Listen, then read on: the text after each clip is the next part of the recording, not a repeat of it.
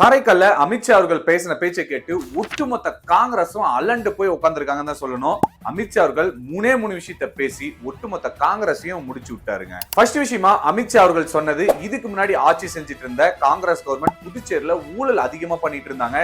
NDA government வந்ததுக்கு பிறகு புதுச்சேரியில ஊழலுக்கு முற்றுப்புள்ளி வைக்கப்பட்டிருக்கு அப்படின்ற விஷயத்த சொன்னாருங்க. ரெண்டாவது விஷயமா அமித்ஷா அவர்கள் சொன்னது என்ன அப்படின்னா, இதுக்கு முன்னாடி காங்கிரஸ் ஆட்சியில புதுச்சேரியை பொறுத்த வரைக்கும் டெல்லிக்கு அடிமையா தான் செயல்பட்டு இருந்தது அப்படின்னு சொல்றாருங்க.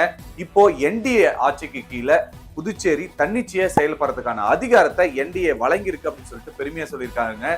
அது மட்டும் இல்ல, புதுச்சேரியை பொறுத்த வரைக்கும் காங்கிரஸுக்கு வெறும் ஏடிஎம்மா மட்டும்தான் பார்த்தாங்க, பல ஊழல்களை இங்க பண்ணாங்களே தவிர எந்த ஒரு வளர்ச்சிக்கான பாதையை செய்யல அப்படின்ற குற்றச்சாட்டை வச்சிருக்கிறாரு. மூணாவதா அமித்ஷா அவர்கள் சொன்னது, என்டிஏ கவர்மெண்ட்டுக்கு கீழே மக்கள் வளர்ச்சிக்கான நிலையான அரசியலை என்டிஏ கவர்மெண்ட் கொடுத்திருக்கு அப்படின்றத பெருமையா சொல்லியிருக்கிறாருங்க. இந்த விஷயங்கள் மட்டும் இல்லாம இன்னும் நிறைய குற்றச்சாட்டை காங்கிரஸ் கவர்மெண்ட் மேல அமித்ஷா அவர்கள் வச்சிருக்கிறாருங்க.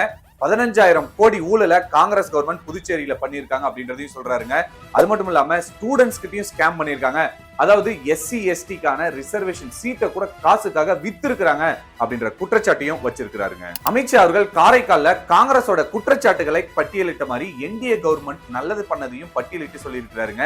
அதாவது பாண்டிச்சேரியில இருக்கக்கூடிய ஃபிஷர்மேன்ஸ் உடைய ப்ராடக்ட்டை குளோபல் லெவல் மார்க்கெட்டுக்கு எடுத்துட்டு போறதும் என்டிஏ கவர்மெண்ட் தான் அப்படின்றதையும் சொல்லியிருக்கிறாருங்க.